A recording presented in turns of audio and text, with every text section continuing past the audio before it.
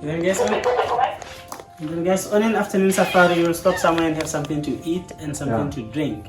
So I just want to find out from you guys, what must we pack for you to drink on the safari? What kind of? We've got like soft drinks, beers, wines, gin and tonics, everything.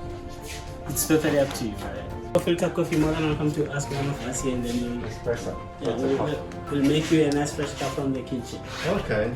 And then guys, through those doors is our lovely open bar. Okay. Anything that we get from that bar is not included. Okay. Add it to your room account and then you can circulate. Okay. And then we normally serve lunch at 2 o'clock. We get food allergies or anything that we want. Okay, we'll take the car.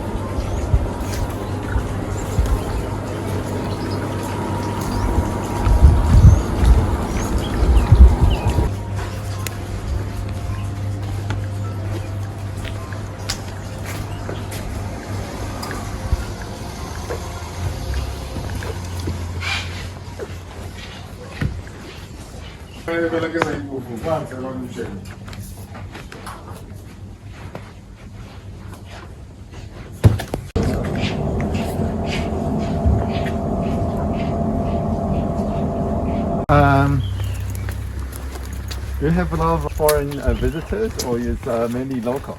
Yeah, we get lots of foreigners. Yeah, foreigners. Okay. Yeah, because this past weekend we had a group of 70 from USA. USA. Oh, okay. Yeah. No, I'm glad to see that the foreign visitors they're here to see our beautiful country. Yeah. Yes, and then the couple that we have found is from Israel. Oh, okay. And then guys, the lodge is fenced off with an electric fence. It's supposed to keep all the big animals away, but still inside there we've got few antelopes. Yes.